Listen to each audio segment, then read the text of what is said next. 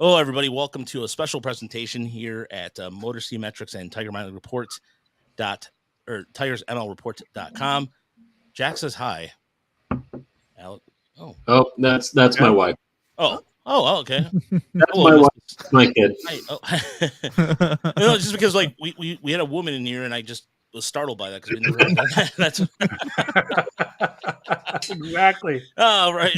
All right. So It's like that episode of Big Bang Theory in the comic book store when the girls walk in. Everybody loses their mind. although I will say our female audience actually is picking up. We have like a 7% female audience, up from 2% at the beginning of the year. So I'm excited about that. Almost over tripled. Yeah. There So you go. Well, that's one more. So that's. is that your sister-in-law? I take it. Yep. All right.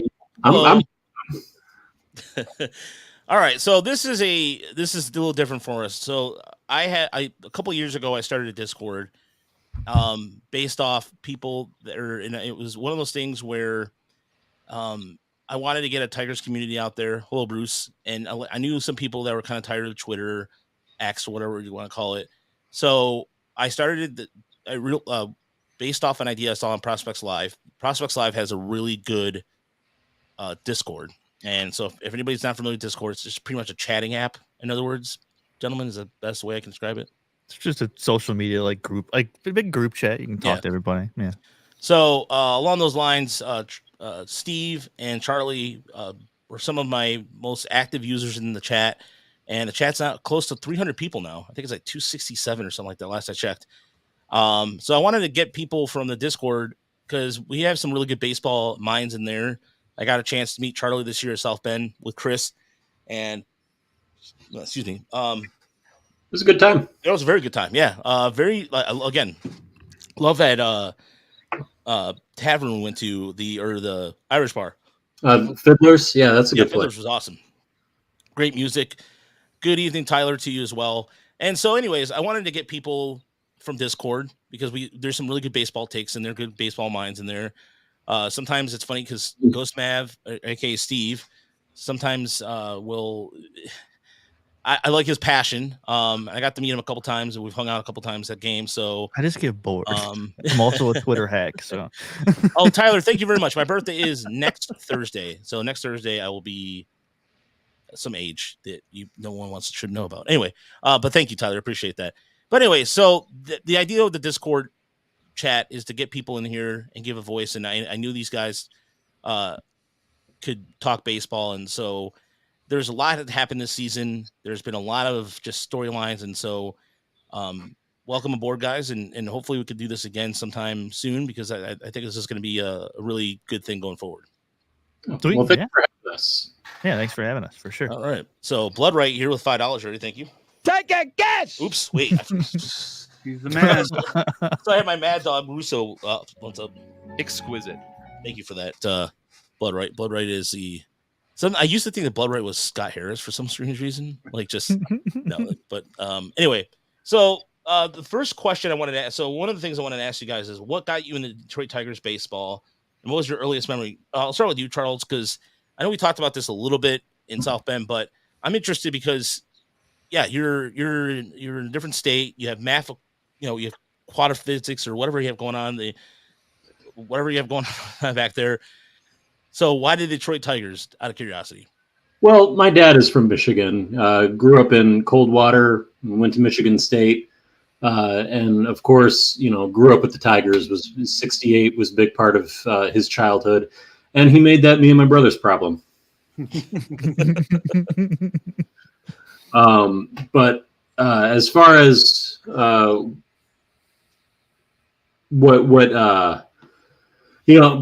me restart. Actually, when I was really little, I was very defiant, and I wanted to be a Blue Jays fan because my grandpa was in Canada. But eventually, the two of them beat me down. The two of them being my dad and my brother, and I really had no say in the matter. They wouldn't let you pick for the rival at the time anyway. Blues would have been the rivals. See, and that's the thing, is that even when I was a Blue Jays fan, I still didn't like the Twins. So the Twins, my Twins transcends my love of the Tigers. All right, that's fair. But what about you, Steve? I I mean, I grew up, to be honest, I grew up playing hockey. I played a lot of hockey growing up.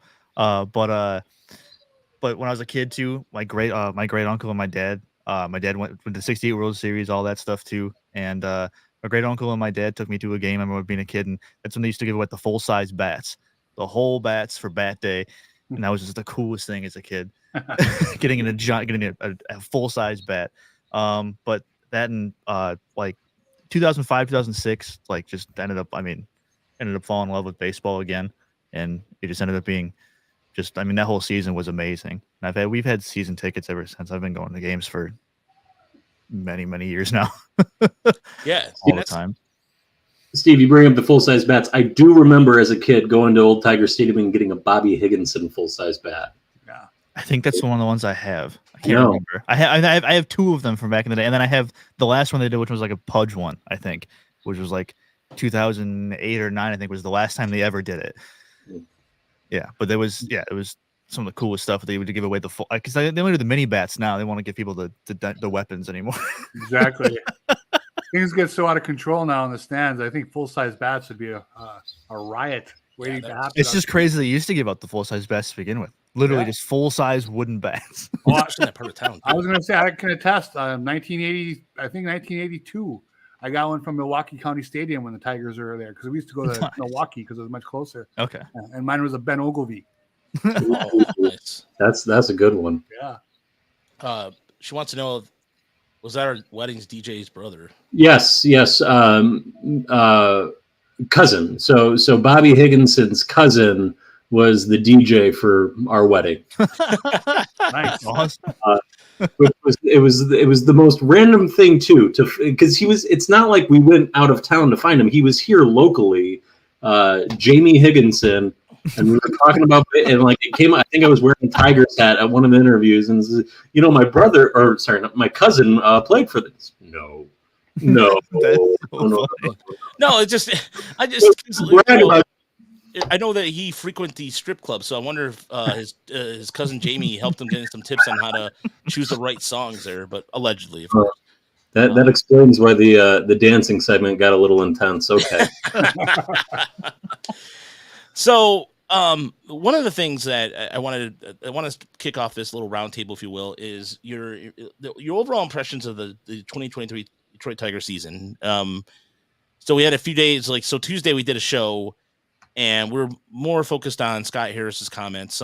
There's some audio, like I said, I'm playing around with some of the audio, and we used some of it for this show introduction for this week. But I didn't really get a chance to sit down and kind of think about the season as a whole, how close we were on the predictions, those kind of things. But I'm asking you, I'll start with you, Steve, because you are a season ticket holder, and I know that you want this team to spend. I know that you've been frustrated with this team quite a bit. So, quick overall impressions of the season. I mean, I yell a lot on Twitter, and I don't know, I get frustrated. But either way, they had a pretty good season. I mean, I think it was pretty good overall. I mean, I think they succeeded in what they want to do. I mean, I thought they'd go 70 on 92. Yeah. Anyway, so I mean, they succeeded all that. They almost got to 500 at the end, so that's good. I mean, Riley Green. I mean, there's a couple of things they could have done, like if Riley Green doesn't get hurt, and a couple other things like. Also, like not holding on to some of those people for forever long, like Maton and Scope just on the roster for so long. There's no reason to do that. But I think they had a really good year as far as that goes. As record goes, you saw improvements from Torque and everybody else. The pitching staff took strides forward, everything like that. I think it's overall a success. Like I don't really have any issues with I mean, I gripe about certain things about what Scott Harris does, and I want them to spend. I mean, even if they don't want to spend this offseason, I just need to see a creative move. Some sort of big move to get a bat. You have to get creative in some way, because they do things they've been doing things. So this whole year, this whole year was to feel out what they have. We know what you have now, and you have to do something, some major improvement in the offense to make it better. Because the pitching's fine. You gotta supplement it somehow and get a bat, whether it be a trade. There's not much in the free agent market, and that's fine. But you have to make a trade. This guy says to be the main thing is to be creative. Is to do something. All right, joining us too, and it was funny because for a while I just knew him as Nacho Man, but I ended up knowing him. He's a fellow. He actually now I'm the real Scott Harris. Yeah, you're the real Scott Harris. And, Scott Harris himself. Yeah, Matt's joining us here, so we'll get your thoughts on the 2023 season in a second. But Charles, from afar, I mean, you following this team, I know you followed the minor leagues as well. What was your impressions of the 2023 season? I liked it. Putting it simply, going more in depth. If you look at this in relation to 2022, I mean, it's a rousing success. Not even close. 2022 was an awful year. However, when you also think about 2022, you also think of it as kind of a cursed year. Like, that was a year where everything that could have gone wrong did go wrong. And that was on the heels of a 2021 season that was, if we're being perfectly frank, felt a lot like this 2023 season. The records almost identical, one more win this year than we had in 2023. A lot of the same motifs and feels of, hey, breakouts, and if this goes right next year, and a lot of that. So because of that, I'm encouraged, but because we went from 2021 to 2022, there is that lingering, nagging sort of, oh, don't do this again. But I will say there are some things that I really took enjoyment in. And I'm going to lead off with this. So I took, in preparations for this, I went and I cataloged a bunch of major publications 2023 preseason rankings of the AL Central. I like this. All right. And so every one of those publications, I took ESPN, CBS, Sporting News, Bleacher Report, Sports Illustrated, Fangraphs, 538, Baseball America, and then one more who I duplicated, The Athletic. Okay. All of them had, some variation of Cleveland, Minnesota, Chicago in the first three spots. And in retrospect, yeah, I get why they did that. I'm not gonna. But what bothered me, and it bothered me at the time, is that they almost all, with the exception of a fair few, had Kansas City in front of Yeah, it. I didn't understand either. I saw the same thing. Oh, I thought you were going to say the Twins winning. No. Well, that bothered me, but because I see red. Yeah. But so yeah, and no one had the Tigers finishing with more than, I think, 71 and a half wins, which was Fangraphs. That was the most wins they had projected for the Tigers. Although This is all model based. There's Yeah. And 538 actually was probably the closest to actuality. They had it Minnesota, Cleveland, Chicago, Detroit, Kansas City. But they were also probably the most pessimistic on the Chicago of everyone, which they had them at 74 and 88. So that was interesting to see. But anyway, I really did enjoy that, because it's almost like because they had the Tigers below Kansas City, that made me enjoy them being at the top all that much more. That, and that's, I think I picked, I want to say I had 75 or 76. I wish I could remember what it was, but I know I was a little more optimistic than Uper here, but no, it didn't, until when I started seeing Kansas City play too, it was like, this is pharmacist. I admit it. Like, I'll admit this. I thought that Kansas City at some point would have better pitching because they drafted that way, but I was totally wrong about that. And I freely admit that, but they truly have terrible player development. I've never seen a worse pitching development, other than like the Cardinals one's really bad too, but the Kansas City's is awful. Yeah, they're stepping backwards. It's embarrassing. And then I don't know if you guys, Uper, you want to repeat what you heard the other day from the Royals GM, because that was fun. Well, JJ Piccolo was quoted basically saying that his main motivation right now is to get the Royals back to a club that can win 80 to 85 games. And, for a team that was in the World Series twice within the last decade, that seems like a pretty piddling goal, And if my GM was going to say that publicly, I'd be a little distressed. I wouldn't be very optimistic about what we got going forward. It's like what DePoto said. DePoto said this very similar thing with the 54% thing. He's like, we only want to be 54%. Actually, they finished around with 54% as their winning percentage. Yeah, they want to win 88 games. DePoto apologized today. Oh yeah, I did see that. He said he felt like an idiot, and he did. Yeah, it's like, yeah. Yeah, no, definitely. Matt, what about you? I mean, same thing. You kind of view the game very analytically, and you and I have talked about prospects. In terms of even Torkelson, like the whole Torkelson thing. I remember when he was coming up, and you and I going back and forth whether he was going to be good or not. And he solved the home run issue, but the bad average anyway. But what was your thoughts about the season? I thought it was about as good as you can expect it, especially with preseason expectations. I mean, we were so down in the dumps that, that first 50 games, that was daunting. Everyone was expecting like 9 wins, 10 wins thrown out there. They finished around 500, and they played 500 for about most of the season. I mean, they never really recovered from that 9-game losing streak. And hell, even that 2-9 start. Like, you combine those two together, they won 3 out of 21 games. Yeah, But they picked it up from there. I mean, most publications would say, well, this is just like a boring team because they're just playing around 500, not really something to talk about. But there was a lot from the young players that developed, and like as Dan Campbell on Hard Knocks said, that linear slope, just got to keep improving upon that. And some of these utility players, like, hopefully they step up, and some of the minor league players, never know, Wenzel Perez, Eddie Leonard, obviously Cole Keith, Justice Bigby. So hopefully they get added on and possibly contribute. Yeah, that's where the utility player. There's so many utility players going into the offseason. It's maddening, and that's where we're at. And I keep on looking in the minor leagues to look for a third baseman, but I see a lot of guys as utility players. Yeah. Well, could go hunting for Baltimore's system. They got Connor Norby, Jose Ortiz, someone. Matt, what are you talking about? Justin Henry Malloy won third baseman of the year. Our Cole Keith is going to be our future shortstop. I bet you. Oh man. Yeah, and that kind of leads into the next question too, because you guys do pay attention to the minors quite a bit, and the development side of things. Where do you feel the Tigers continue to make some strides to make them more competitive?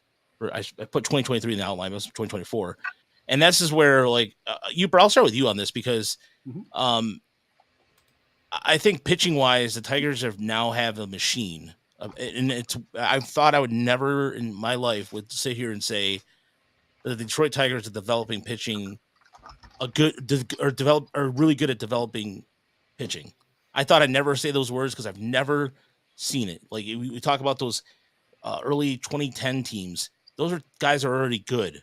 They didn't have to do much. But if you're talking about like developing Jordan Tata or Jar Jurgens, I mean, he got traded to Atlanta anyway.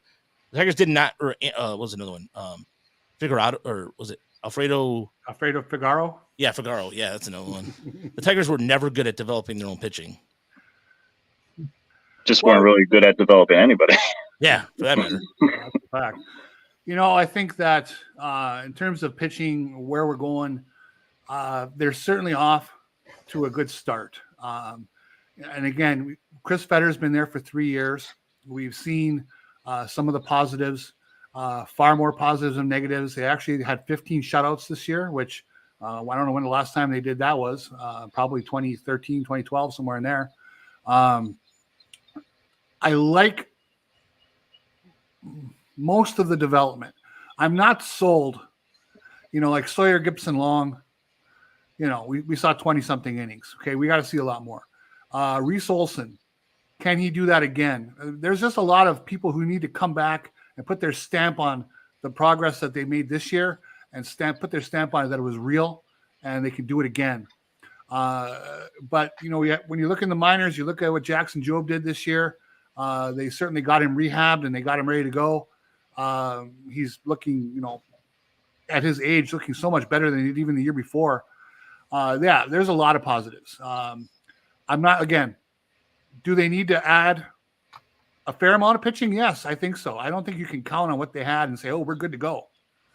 They need to make some key additions, and that's why it needs to be a fairly active offseason. But you have to be fairly positive considering some of the stuff we've seen for the last 5-7 years.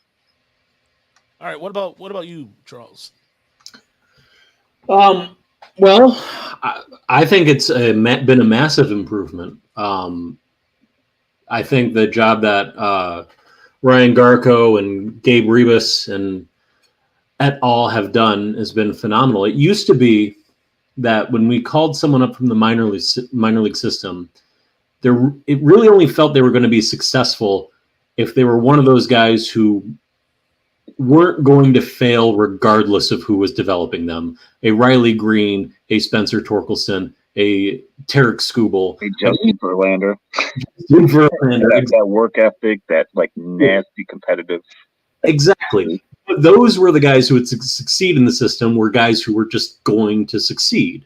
Now it feels like we're starting to find more of these guys who are, putting together, interesting, like Kerry Carpenter, Steve, your guy. Oh, Justice Bigby. Justice Bigby. Yeah.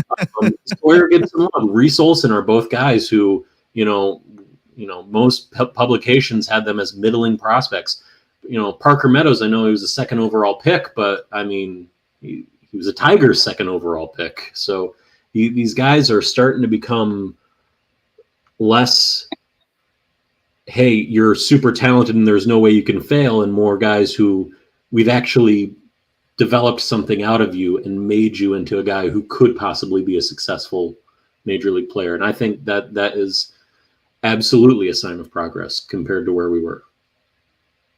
They take the player's strengths and make it even bigger strengths and try to limit their weaknesses. And that's something we haven't seen. Just say, hey, go play good baseball and hope for the best.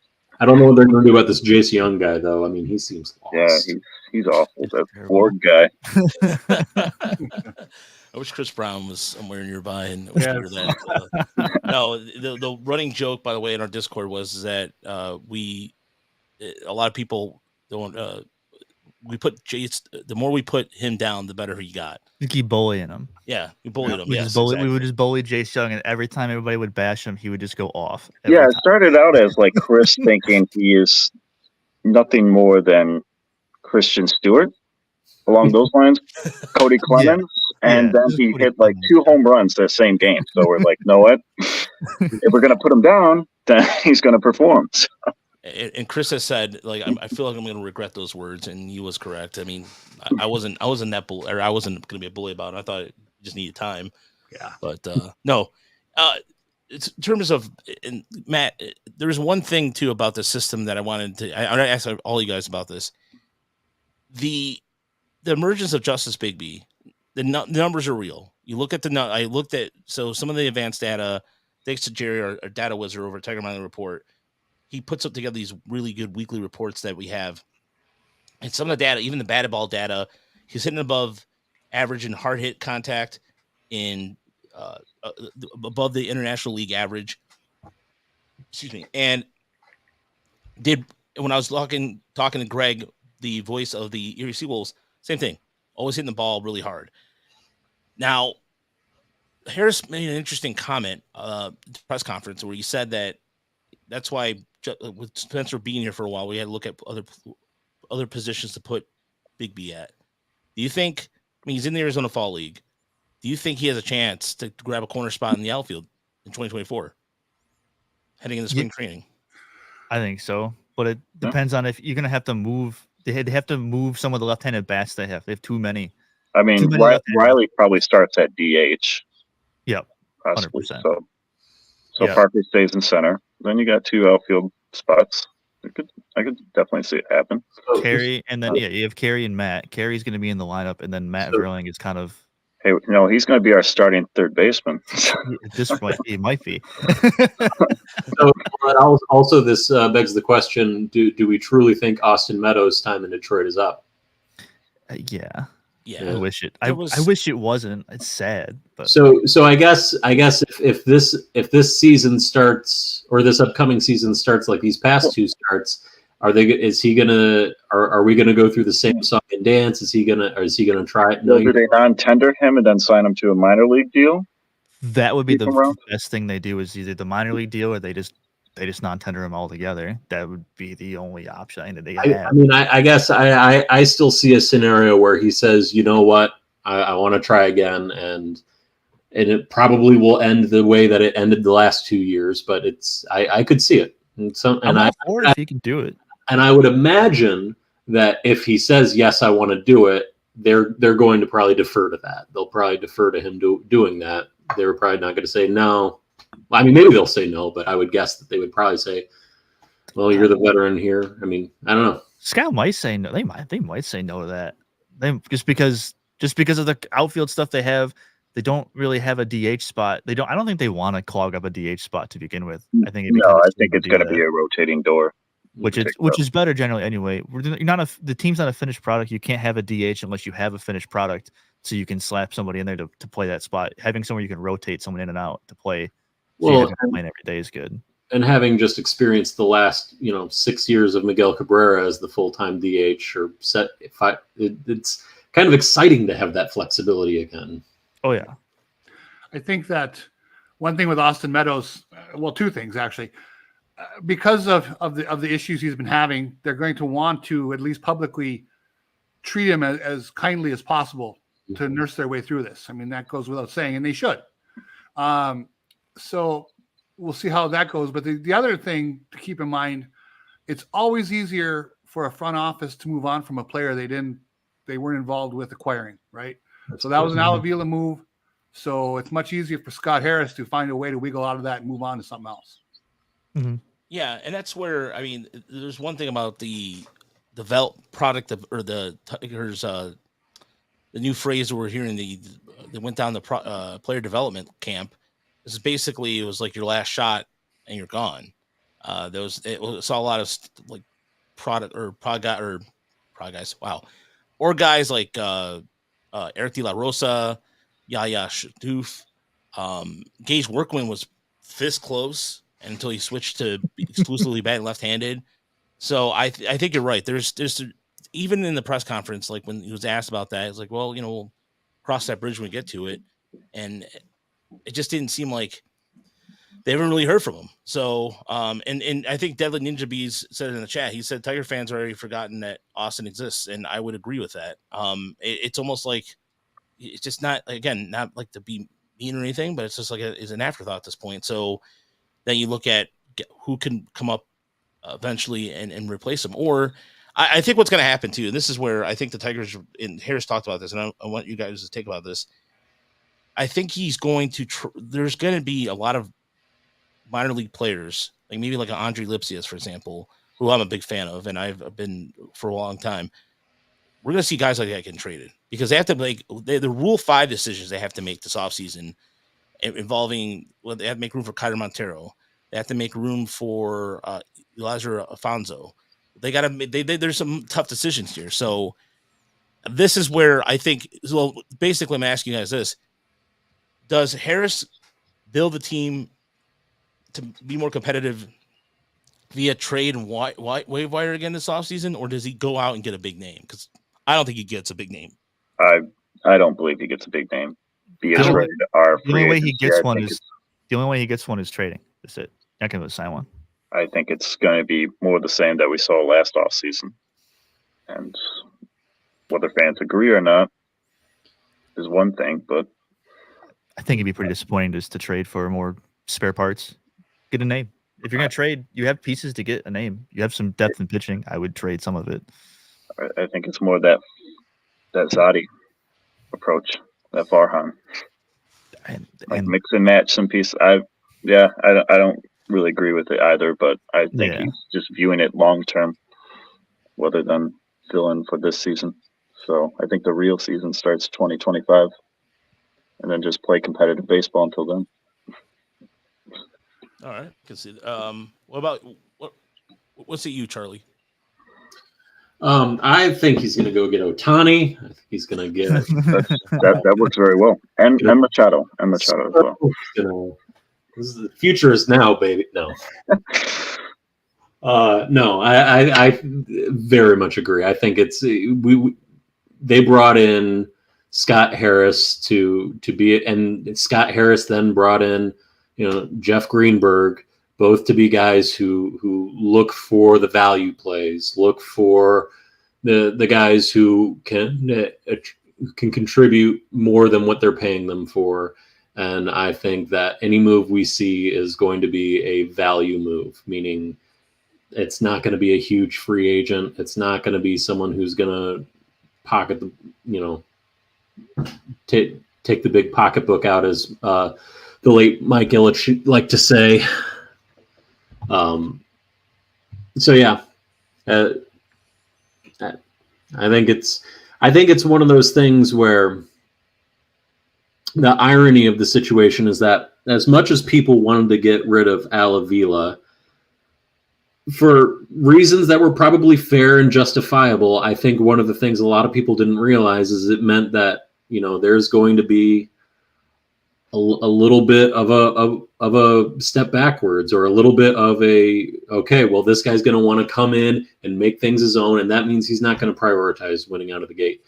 I think that's part of the product of hiring someone new, hiring someone out with to get a fresh perspective. That's as Mr. Act Like It says, it's Moneyball, and the iron. And so let me just jump on the White Sox really quick. They hired Chris Getz to replace Rick Hahn and Kenny Williams, which they get a lot of pushback from. Sorry, go ahead. But they get a lot of pushback for that, and I can see why, and they totally deserve it. But you can also say that if the White Sox are looking at the year they just had and saying, well, we think that's a fluke. We got all of these talented guys. There's a world where we can come back and win it. Not saying they are, but if they think that, then promoting a guy from internally in the org is kind of the move to do that, because he's not going to be burdened by having to learn all of the systems. He's not going to be burdened by having to, go through and reassess the org. He helped build the org, so he knows it.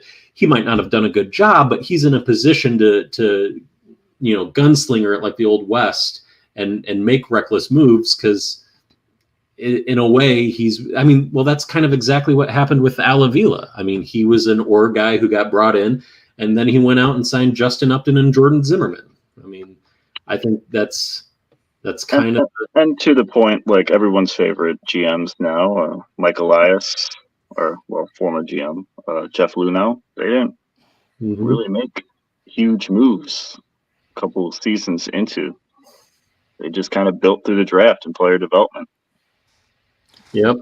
And I'm perfectly fine with that. I there's the great, when I look at this year, comparatively speaking to like the waiver wire game, the Tigers have absolutely positively sucked at. They've been terrible. And I'm not going to count Brandon Dixon leading the team in home runs. That was just outright ridiculous. But the fact that they got something out of Andy Baez in the second, and just be able to, if you were to tell me that he was going to be the starting second baseman, I would have believed you that Jonathan Scope would not have been on this team at the end of the year. I would believe that. But to say Baez was, his OPS and Harris was, here's the thing about Harris. The one thing I did pick up on is that he remembers, every little thing he's won. He's like, he's instantly, he's going to tell you about it quickly.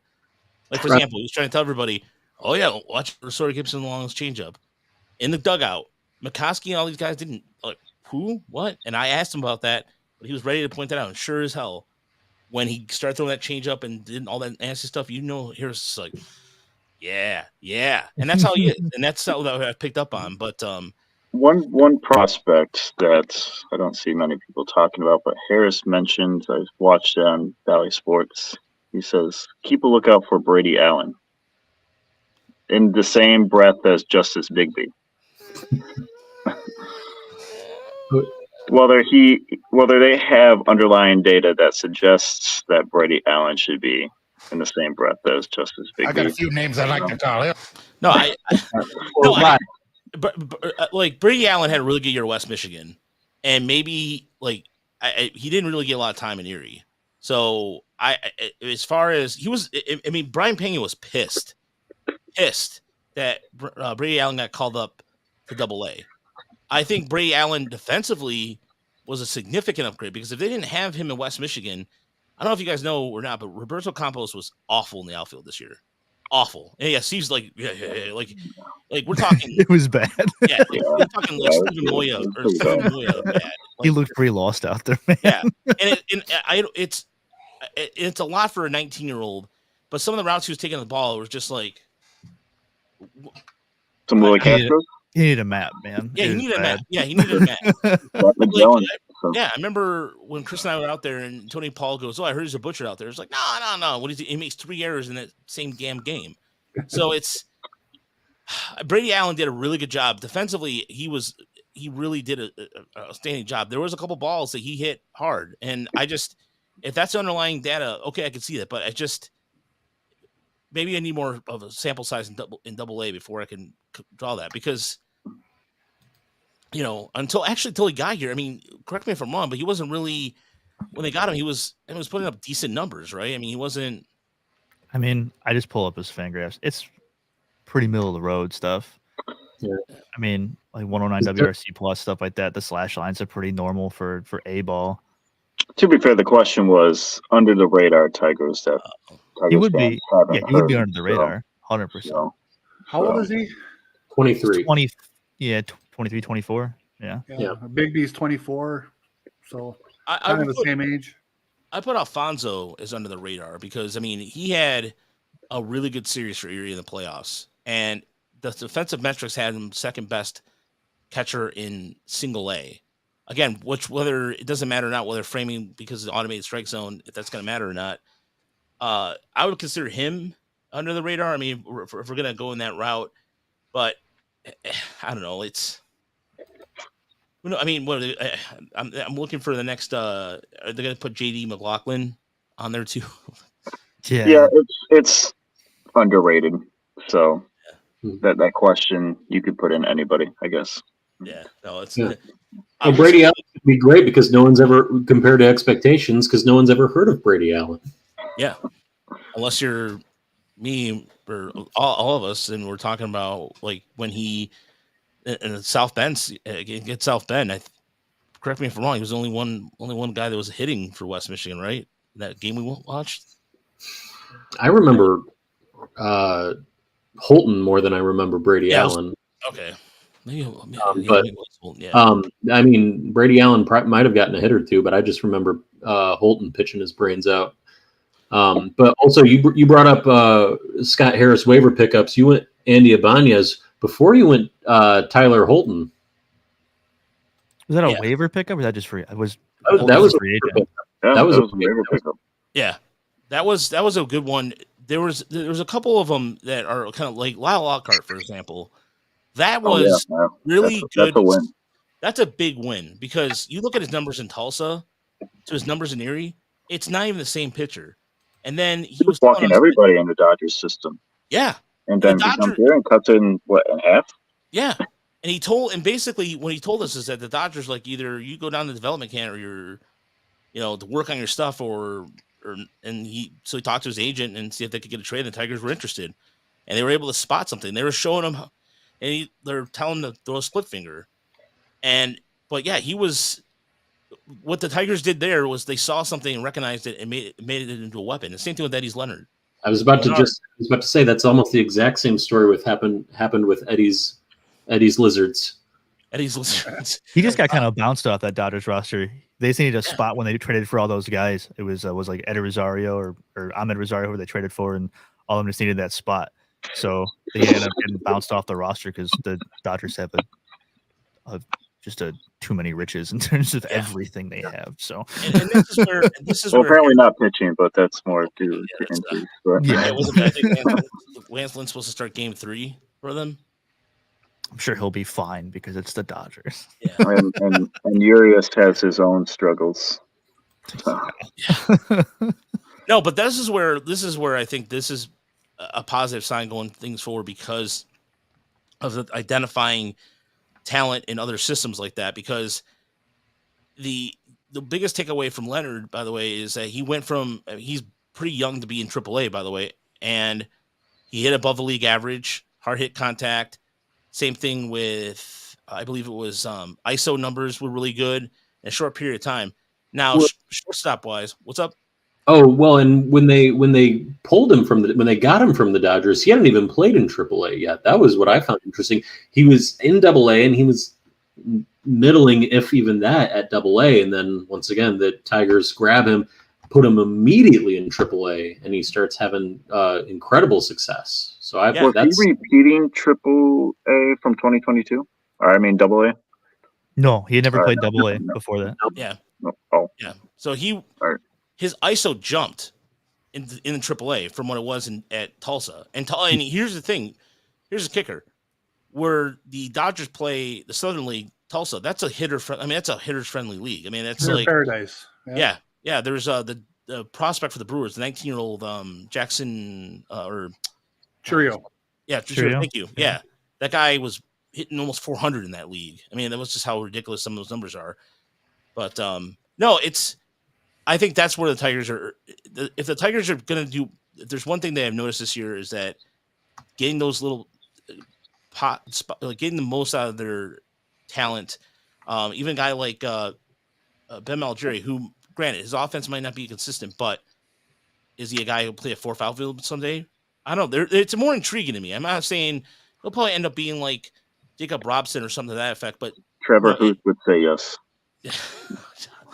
Oh, Trevor Huth, by the way, I love Trevor Huth. It was just when shout out to Trevor. Shout out to Trevor and him doing the victory parade over Reese Olson, because he really was on Reese Olson train, and when he called up, oh, why is he doing that? But anyway, shout out to him. So grades on players. This is where this is a fun thing for me to do, because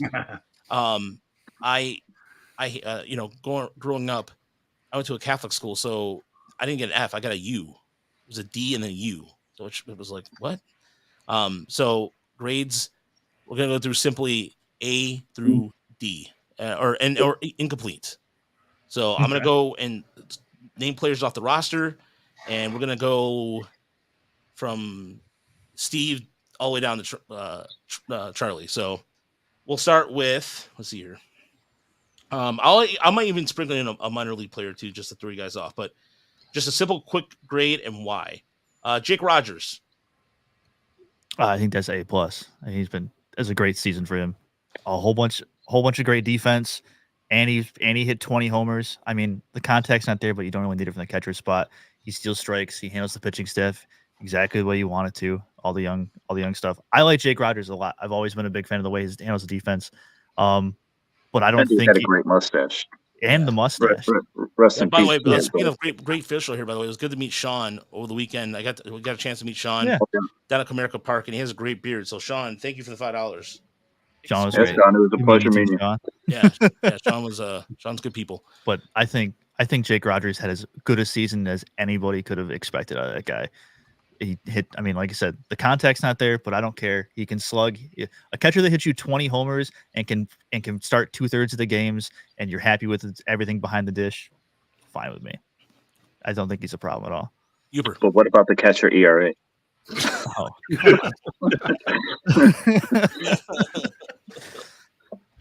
It's the only way to evaluate catchers. Yeah. Hubert, what about you? Okay, well, from all these grades, whenever I do this stuff, I always C is an average grade, right? Yeah. So C is not a bad grade. In my world, also world, for Cookie, yes. C is not a bad grade.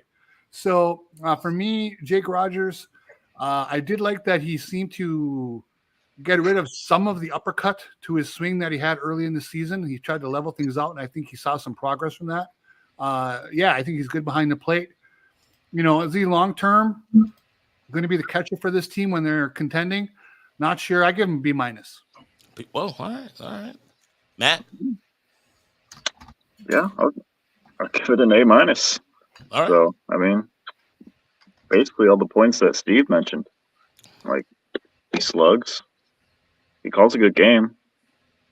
And he blocks. And he plays good defense. So, I mean, that's all I could ask for in a catcher. I mean, I don't really care about if he's hitting for average or not.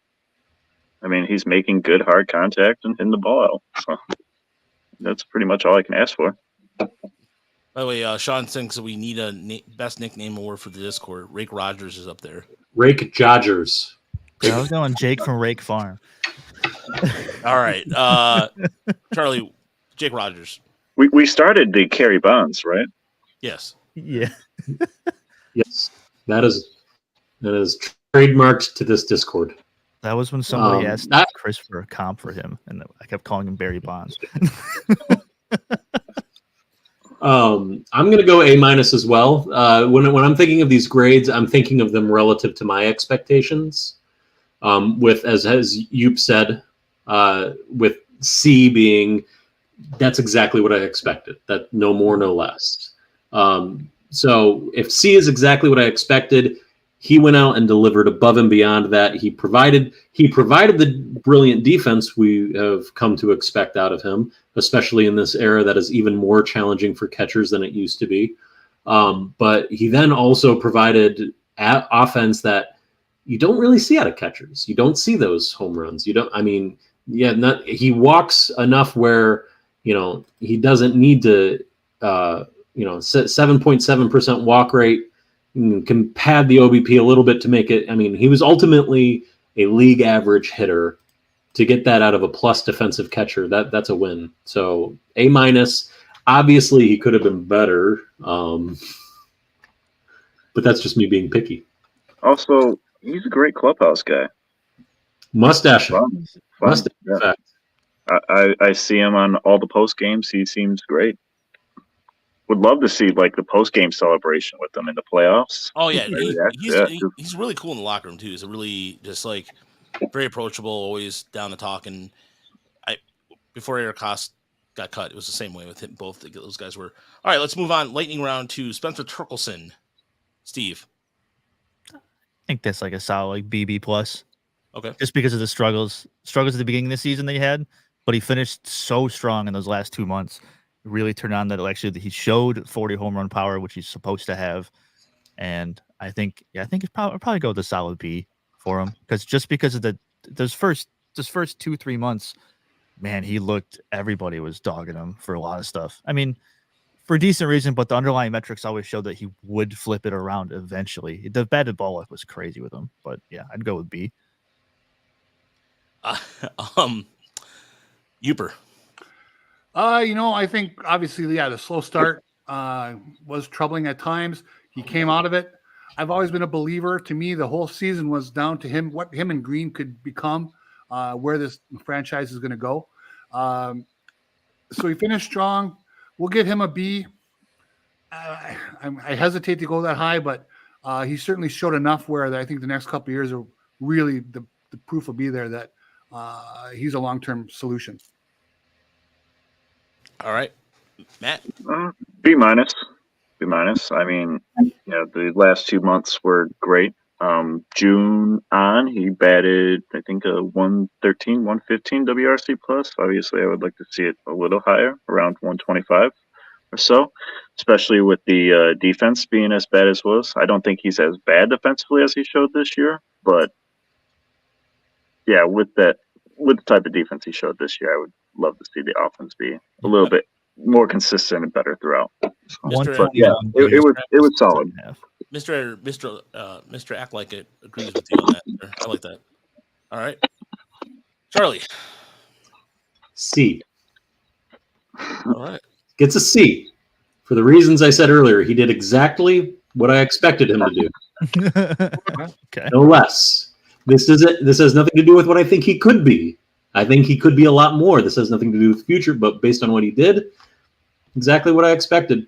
Increase the power, increase the times on base. He even got a little bit better defensively. I mean, he wasn't good, but last year he could not field a pop-up.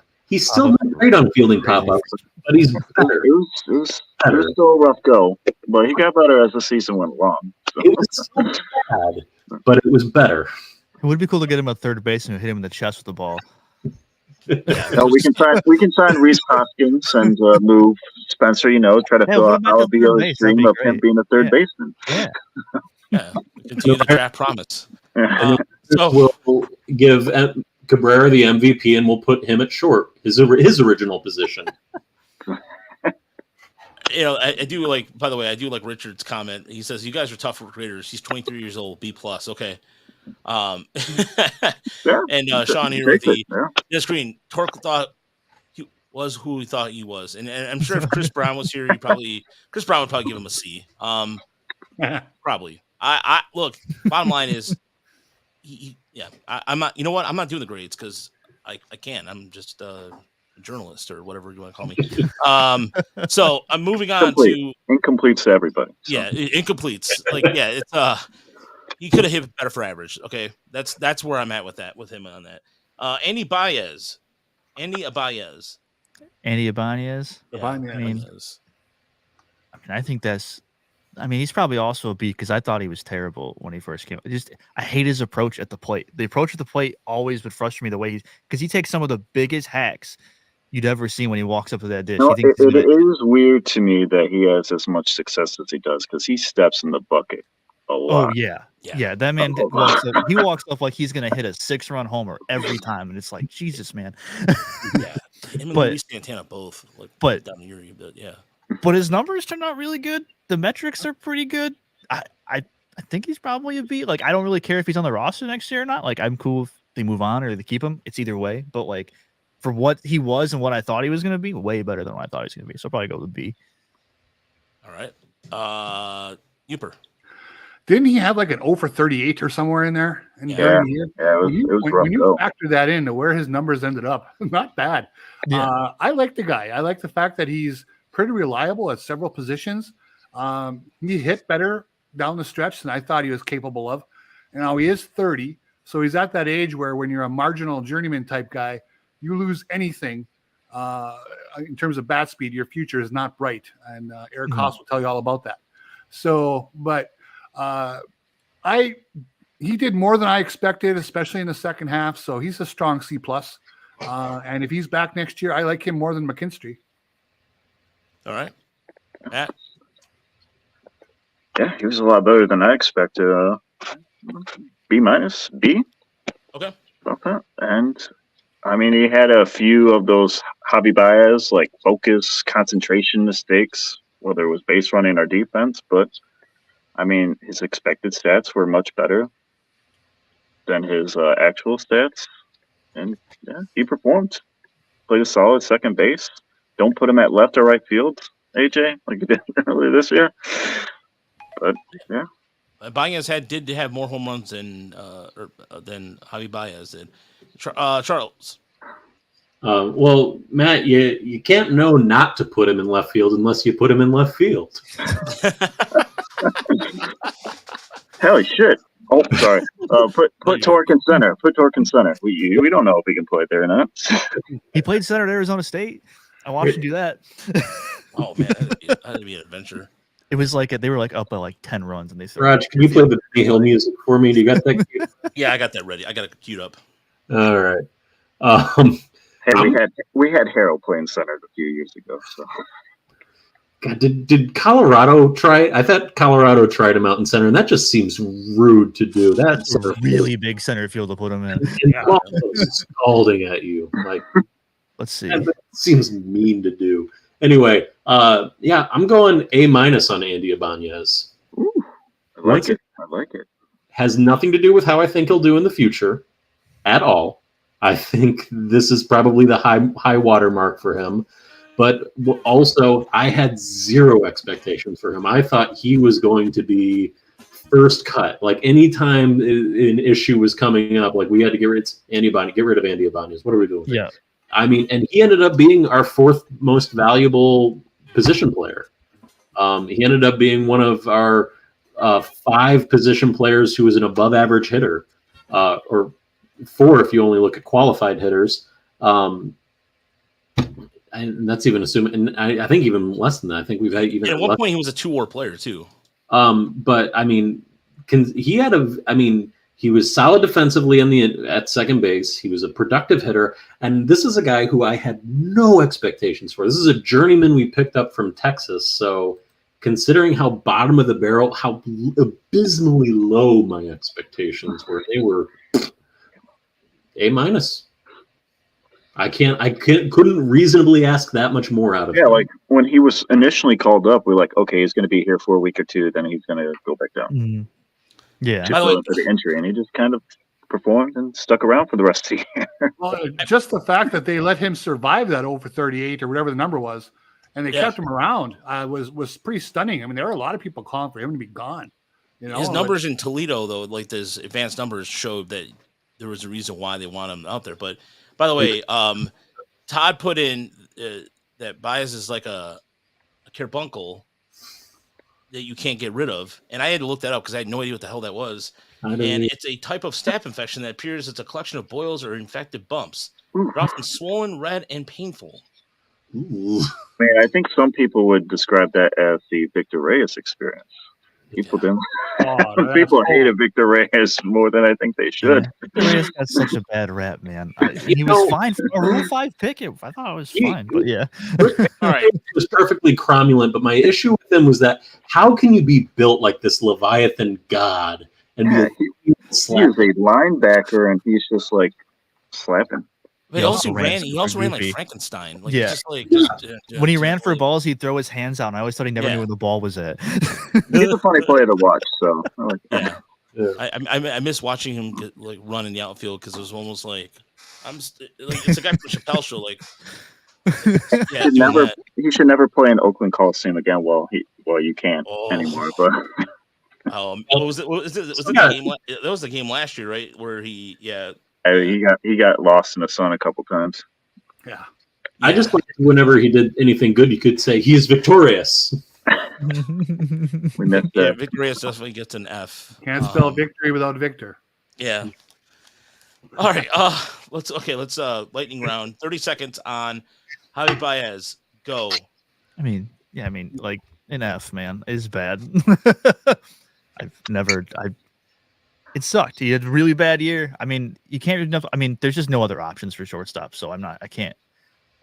People dog that guy so much, it's hard to dog him more. He had a really bad year. I hope he comes back and fixes. He goes back. If he can get back to an AWRC plus, he'd be really valuable. So, fine. It's bad though. F. F. Uper. Yeah, I mean, a couple defensive plays a week, and that you might like, but yeah, D-. I mean, it's hard to envision the road back for him. I mean, Harris was saying it's going to take an organizational approach to get him back to a good player. It's just really, really hard for me to envision how they get there, given what we've seen and what he fishes at. F-. Wow. Okay. Yeah, F- from Mr. Act Like It. Matt. We'll give him D-. Defense was there. He has great shades.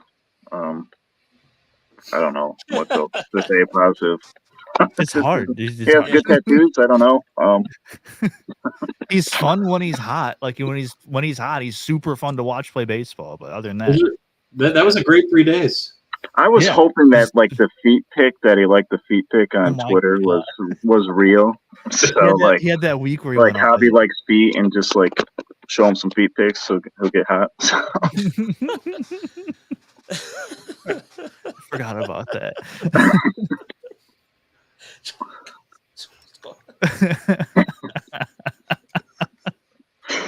Gonna give Raj a second here. Go ahead. My perspective on Baez, I'll wait, but go ahead.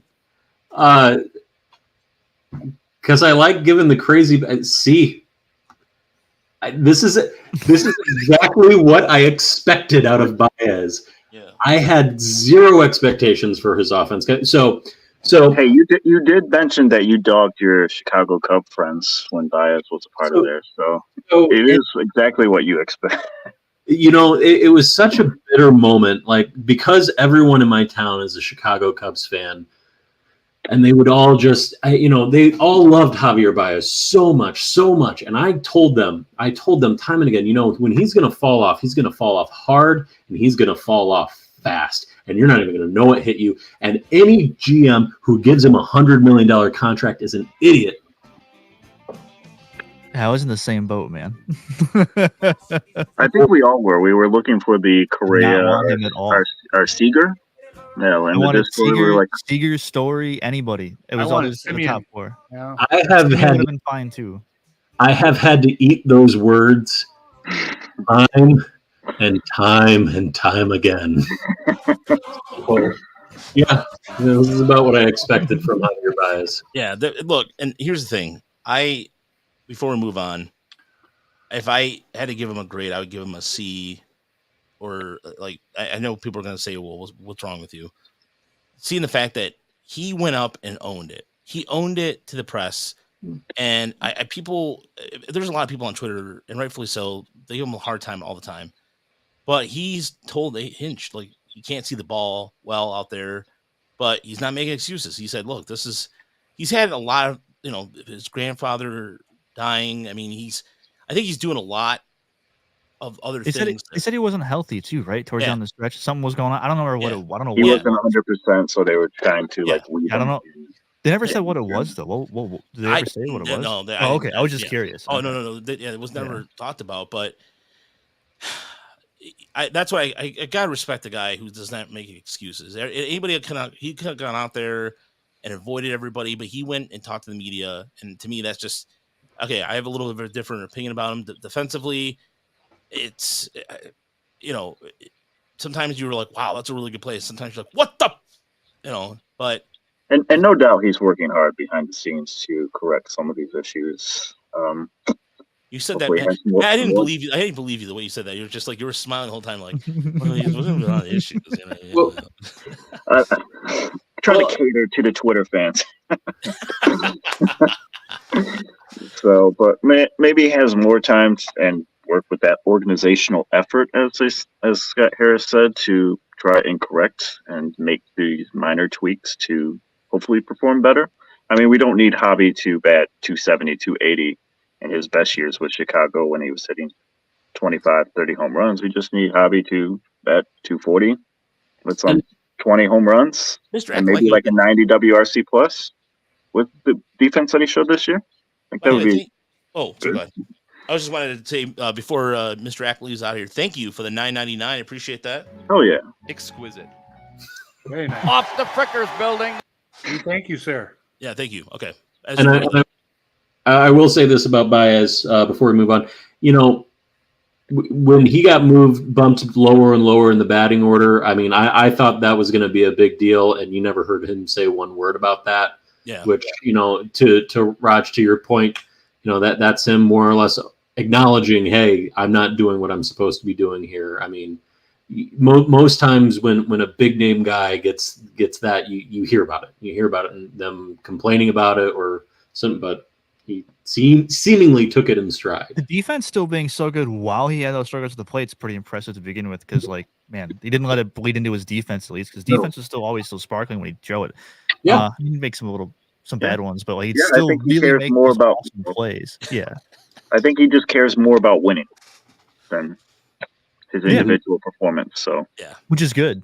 Yeah, I'd rather have that. At least he knows. He's a good teammate, though. That's the bottom line. He is a very good teammate. Yeah, I can't jump on the dog pile. It's hard to jump on the dog pile on Twitter with him anymore. It's just like, guys, you can't do anything about him. It's the same people. What are you going to do? I mean, it's the same people who I think there's some people who rejoiced in Matt Shepard getting fired, and they're doing some sort of celebratory dance. It's like, I don't see your fat ass trying to be a broadcaster, so shut up. I've been saying some of them were fat, but just seems like some of them were just.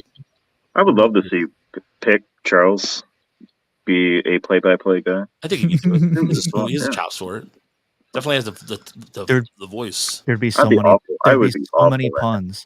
Meadows in the outfield, it'd be ridiculous. I would not be allowed in the booth during Twins games. That's the problem. I'm waiting for obscure. No, it would be a players only broadcast for the Twins games. Yeah. All right. It would be Harry Carey and Jimmy Pearsall mashed into one. I like it. I like that. That's a good one. All right. So, just 30 seconds on Nick Maton. I'm going to go. Yeah, you know what? Yeah. Go. Nick Maton. Go. D. Okay. That his offense is just. I don't like he's able to watch all those pitches go by. He's really good at taking pitches, but he cannot pick out what pitch he wants to hit. Cannot see spin. Don't give him a high fastball. That's about all he can hit. He can hit those. Yeah, anything with spin though, I mean, good luck. He just can't see it very well at all. And then third base, he was not good either. He was struggling over there. Like I just remember that Cardinals game where he made 2 errors in a row, and then it was like all downhill from there. Like, but I not a big Maton guy. 30 seconds is too long. No, you're right, Richard. D and move on. Really, Yeah, as that goes. Yeah. Wolf was incomplete. Uper. Oh, D. Not much more to add. Yeah. Yeah. So is everybody across the board just gonna go D? F. Pretty much. Our F, yeah, F would Okay. work. I feel bad for him. I think he's much better than he showed, but just like a decent bait, our bench bet. Here's one. I think this is gonna be a two different or many schools of thought on this one. Akil Badu. Steve. Probably I'll give him like a C. All right. C. Okay. About what I thought he'd be. Uber. Yeah, I'm a C. I think he's a player that you can still have some hopes for.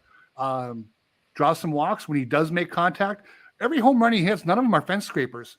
He has some pop. I mean, it goes when he connects. He just doesn't do it enough. But I see no reason to dump him. Okay. Matt. Yeah, see, as okay. Uber mentioned, he's got pop. He's got a lot of qualities that you want in a baseball player. He doesn't hit consistently in his 3rd year, so it's kind of getting that time, whether it's show me or not, whether you can hit consistently or not. But the rest of it, he has. Okay. He's a decent base runner, a good base stealer, has pop, plays good left field. Sometimes. Yeah, consistent. He can be a little bit consistent. Oh yeah. Sometimes he'll lose it. Yeah, sometimes he'll lose the ball in the lights. Charlie. D plus. I had big hopes for him, and I still do. By the way, all these grades are basically what did they do this year. It has nothing to do with what I expect them to do going forward. I still think the world of him, and I still think he can be a great player. But I had high hopes for him, and he didn't really live up to them. So D plus. Yeah, I can't stick up for him anymore like I used to. So I don't know. There were some glimpses there, but yeah, I think he might be used to tree bait. Like at this point, if you have Big B waiting in the wings, if you have some of these players you're talking about, this is where Tigers can make these guys expendable. Because again, as I believe it was Charlie said earlier, there's no ties to because they didn't bring him in. It was a total Alavila prayer in hell Rule 5 thing because that was again. And he's attractive trade bait too. Like he still has a lot of qualities. He's young too. That's gonna help. Yeah. Mm-hmm. So Riley. Okay, so we'll do all the. So we're gonna do these next two at the same time, so that way we can get the pitching real quick because we're running a little long here, but it's okay. Actually, we're having a really good conversation and we're getting more people as we come in here. Riley Green and Kerry Carpenter. Steve. I mean, Riley. I mean, if I'm not counting the injuries, because I don't know if that's super his fault or anything. Because I mean, except for I don't know if he died for that ball anyway. But I mean, Riley Green, B plus, great season, A- for him. I mean, it's stay healthy for him. That's it. Like, he just needs to be on the field.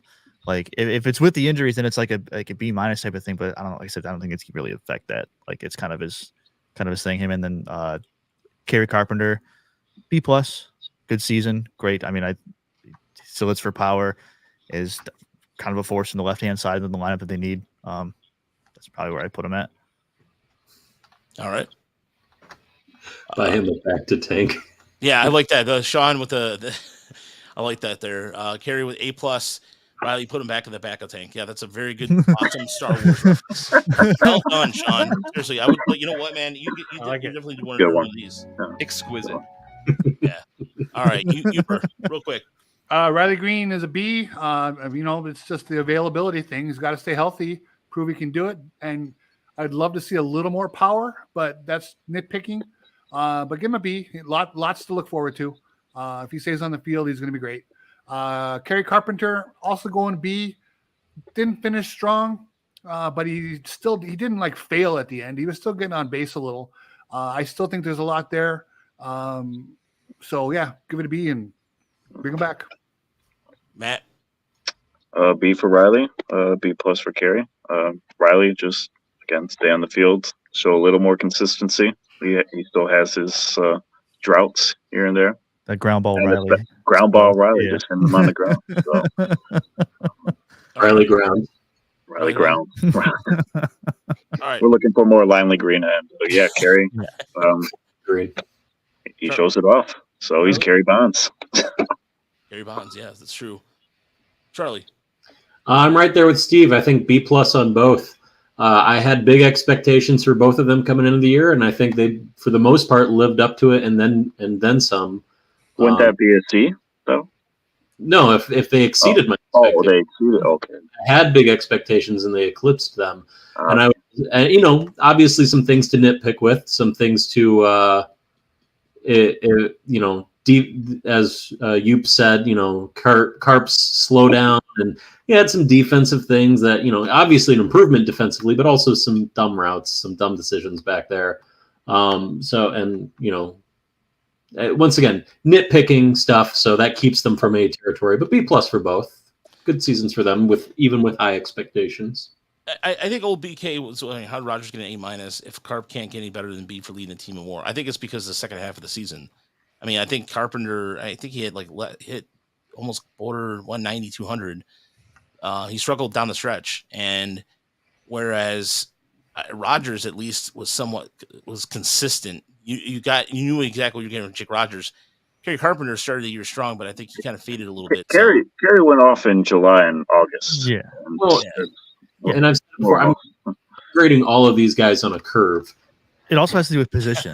Yeah. It also has to do with position. Rogers is a catcher too. So it's just a bigger deal. And his defense is a really big factor in that because he's the catcher. You're going to manage the staff, all that. You know what? And Todd brings up a good question, and this because it has something to do with the pitching staff. I'm just going to give you guys the pitching staff, and you just give me 3 of your favorite and why. And because I don't want to go in with running, I don't want to go all night here with this, but what Todd wants to know what we thought about expanding coaching staff's impact, and I'll tell you this: Robert Lung is a weapon.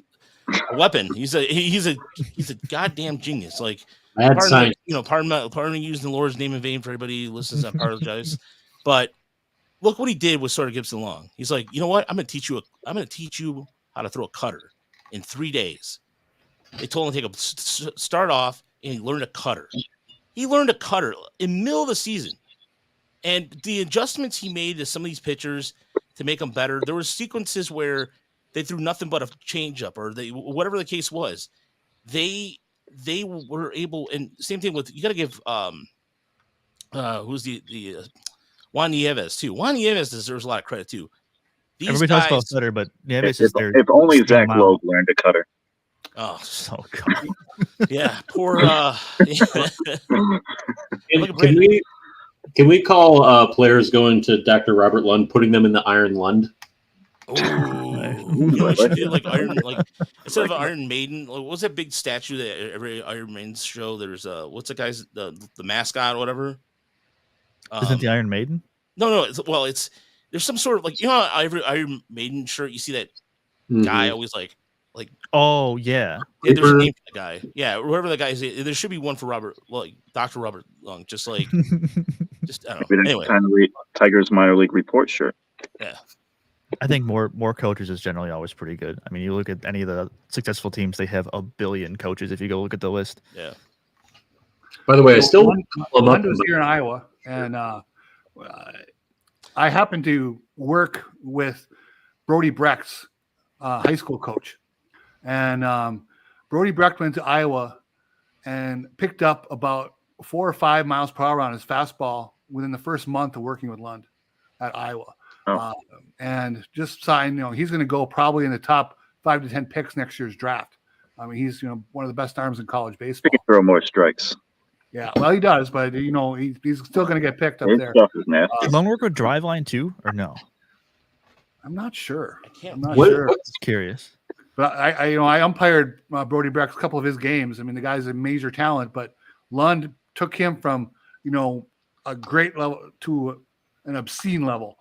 In terms of stuff and command, and not command, but stuff and velocity. So I think that was a really under the radar great pickup for the Tigers. By the way, Stan wants to know why couldn't Lung improve Wentz or Hill? Stan, you can't get everybody. I mean, I mean, if he did, I mean, I think that he would be another major league team would hire him by now. But look, the bottom line is, regardless of you're getting Miguel Diaz, who literally had an ERA over 5 the entire season, suddenly come out and go, all right, I'm gonna throw gas and throw an ERA over just under 2 the last month of the season. You take Miguel Diaz. This is a guy that we've seen before last year. Who was on the 40-man roster. He did absolutely jack schwash. Mm-hmm. Schwash. Wow. I like it. It's good. I like it. Yeah. So that's what I'm saying. Like, Stan, by the way, we should do a countdown for how long I can stay on the screen. But sometimes it's because it's just me doing everything behind the scenes. I try to keep it rapid fire there. My bad. I don't try to keep it. I don't do the comments things on purpose. But anyway. We should grade. You know what we should grade though? One person we should grade across the board because we're getting requests for it. Erod. Final season in the Tigers uniform. Who knows?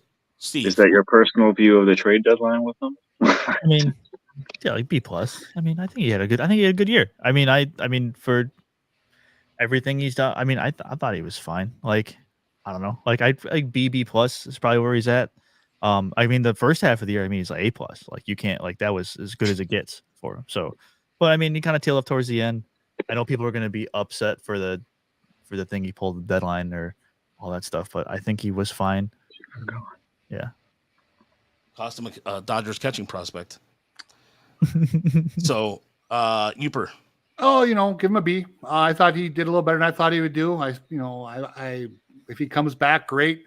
I wouldn't move heaven and earth to keep him around, but he showed he's a solid mid-rotation starter, and he pitched like one for most of the year, and he had that one great stretch where he was unhittable. So that was fun. All right, Matt. Yeah, I think a B is appropriate. Had, as you mentioned, and Steve, that great stretch where he looked like a Cy Young candidate. Returning from injury, he was less stellar. I guess is generous to say, but he was solid. He is that starting pitcher 3 that you need, and he's on a good deal. So he's probably going to opt out to get a better deal. But yeah, that was fine. Yeah, Trout. He's the type of pitcher you need when you're going to be a playoff team. So yeah, I very much enjoyed watching Erod pitch this year. There is a part of me that is still squeezing onto hope that he doesn't opt out. I know it's not going to happen. But I've really enjoyed watching Erod pitch this year. So B+, because I also expected him to be very good this year, but he even blew my expectations away. And yeah, I like the guy. I like Eduardo Rodriguez. I like him too, but like I said, I wonder how it's going to work because after the whole fiasco at the trade deadline, people were talking about his agent, and the teams are, I guess, middle of the road about his agent because I don't know, he's prone to do weird things, and his agent has no really connections anymore to the front office because a lot of his former clients or current clients were Tigers. He's from Miami, and Al lived in Miami, so there was that connection. Now there is none. So. And Erod has been prone to, I guess, decisions that we wouldn't expect. So maybe he does. Maybe he does opt in. So yeah, I'd be cool if he opted in. I'd be cool to keep him, but yeah, somebody said gave him a C-. I mean, he had won 13 games. He had a 3.3 ERA. Like I don't know, like what more he could do other than have an under 3 ERA. Like I said, it's just the trade thing we're going to sour on him for. Yeah. I mean, I guess you could view it as how do you like watching him pitch? Because sometimes it can be like head scratcher or pull your hair out because he's working the corners. Going back to and just go 6 innings. Going back to 2017, Eduardo Rodriguez has had the 5th highest F-WAR of all of Tigers starting pitchers for a single season. Yeah, I mean, it's been say what you will about F-WAR. It's not perfect. It has its warts, But I mean, we've been watching the point is, we've been watching so much bad pitching. We watched Drew Verhagen start. So We watched Drew Verhagen. We watched Mike Pelfrey. Yeah. Granted, that was in 2016, but he was the Twins like inside agent, right? Oh God, he and Joe Nathan. Don't even get me started on who was the former Yankee Pirate we signed that was always getting rocked. Ivan Nova. Ivan Nova. Yeah. God, Yeah. Ivan Nova. Come on, folks. But yeah, so Deadly Ninja B. So all right, we're gonna end the show with this. What did you guys give Scott Harris a grade? I'll start with this. I give Scott Harris a B plus. Why? Again, taking some of these waiver wire picks really helped him out. AJ Hinch him and AJ Hinch were on the same page. He got better in the media too. Before it was really awkward at the beginning of the year. But he got better.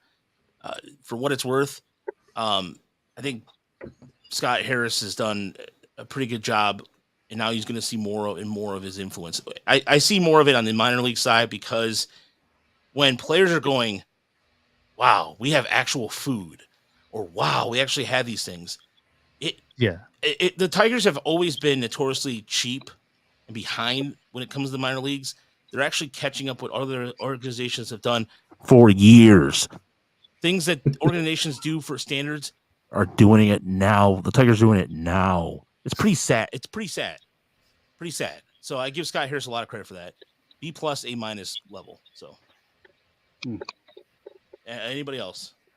I think he gets a B for me, and the big knock is just how he managed the major league roster. And he kind of fumbled the deadline a little bit, but there's sometimes like, and hang on to Ibanez was really good for a long time when he was still struggling, but like the Maton and Scope thing for so long was really frustrating to watch. It's like, man, like division was always in reach. It was always kind of there. You could have just kind of maybe just tried a couple different things, but yeah, B. It was a really good season. Like he had a way better season than I thought they would. Like I said, I thought they'd lose 90 games, so it's fine.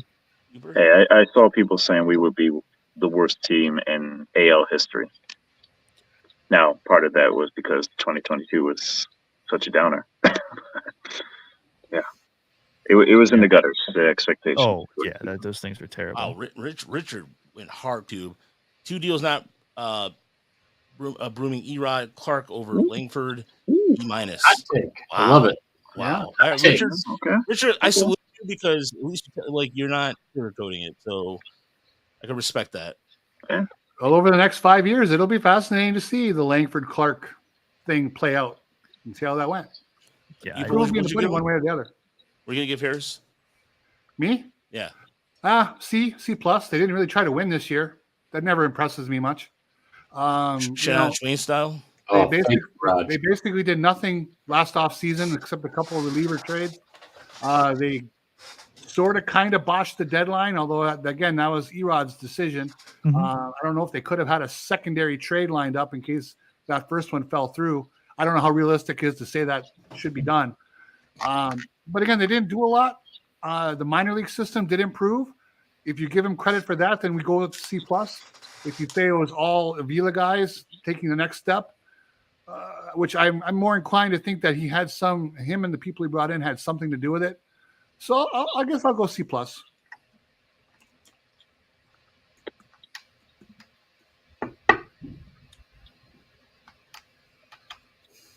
Our leader. Your directionless. No, so sorry, the dog just barged in. So she's Walking treats. yeah, the dog is Lucy. Come here, Lucy. Yeah, that's my dog's name. Yeah, that's a Lucy, good girl. She started banging her head against the door because I didn't leave it open. So I was like looking over. She couldn't believe that grade that Erod got either. All right, so Matt, what was your grade overall? B. I'm going to give it a B. And it's more towards behind the scenes stuff.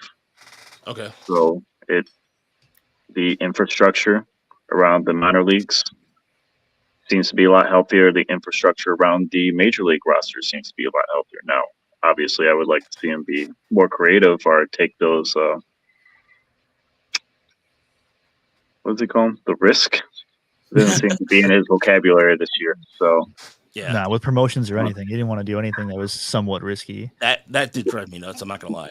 I feel like he's building a better health for the org for years to come.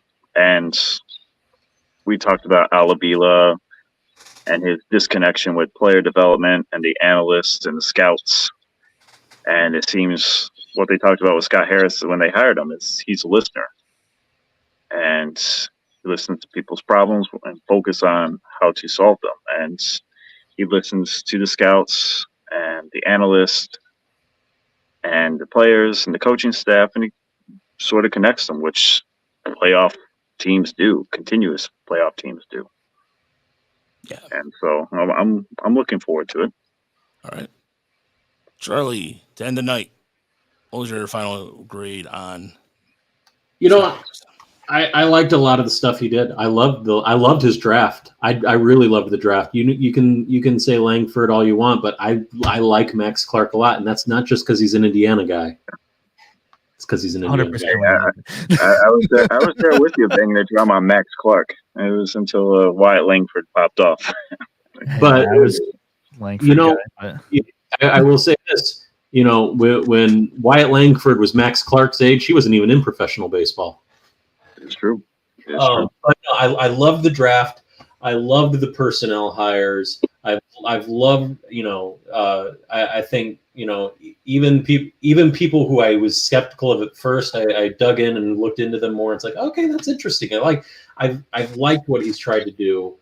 I think some of the major league on the field guys, yeah, it's been a little boring, but I kind of expected it to be boring. It's his first year. He wasn't. He's still gauging and setting things up. I totally understand that. So I'm gonna go A. I'm giving him an A. All right, I like it. There's somebody, by the way, was texting me that Joe Nathan, that they loved Joe Nathan, and to you I say, how dare you? How dare you? He was a twin. It was terrible in the Tigers uniform. He flicked off the crowd. Yeah. to do that.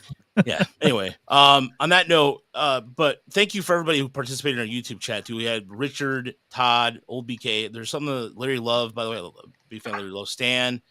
Everybody, I think this was a rousing success. We appreciate everybody tuning in tonight. And again, if you want to join our Discord, and I should put the invite in here because I don't. I want to put it in the chat.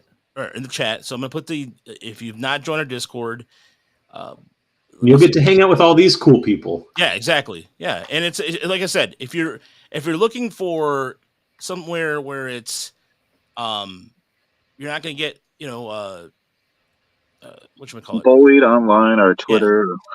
Yeah. We will get into disagreements, especially Steve, but and if you're gonna get bullied. So yeah, join. It's more fun if it's an unstable.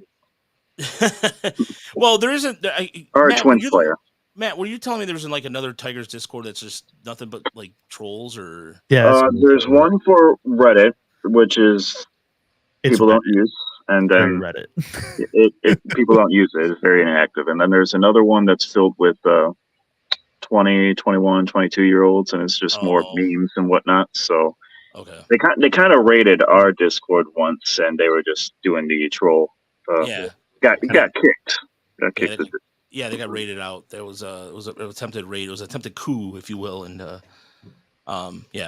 it's funny because when that happened, I'm like, I see what's going on here. I participate in the other Tigers Discord, but it's more I just meme about other things, and stuff. So it's a good outlet for your creativity. I take it. Well, there's a bunch of cool people in the Discord. People should come hang out. Yeah. Exactly. Oh, yeah, definitely. Yeah. So if you, we also have like there's a Pistons talk in there. There's a off topic. Thank you for the suggestion on the name change there, Steve, which used to be pop culture. But so, for example, we found a love for synth and Steely Dan and bands like that. So yeah, plenty of topics to get to, or plenty of topics of discussion every day. There's a minor league chat in there. I posted a lot of the stuff in there. So. There's game day talk too during games. It's great. Yeah. Everybody has a lot of fun in there whenever the games are going on. It's not like Reddit, where Reddit's kind of like gatekeeping. We don't do that. So shout out to Cameron who came over from our Reddit. Yeah, Cam does awesome work. Yeah, he does great work. So as far as shows go next week, we'll be back probably next as the series evolves with the postseason, we'll be talking a little bit of postseason probably next week. For the minor league report side of things, I'll be doing a podcast with a gentleman from Just Baseball. We're going to talk about Jackson Jobe a little bit. And and Richard with the comment of the night. Hey, Roger, Ratings are higher than the Bears game right now. I started Justin Fields as my quarterback tonight, and that was not a bad decision over Trevor I'm in the Lawrence. basement here, and I have it on, and it's not looking good for Washington. Commanders. The Bears are going to win? Oh, no. Who's even the Commander's quarterback? I don't even know who the hell it is. Sam Howell. Yeah. UNC. Yeah. Yeah.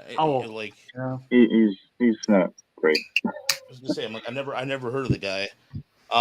But thanks you guys for coming in tonight. We really appreciate it.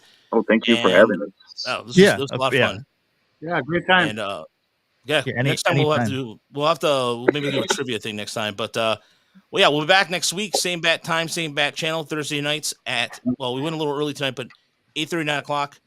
Until then, have a good week, everybody.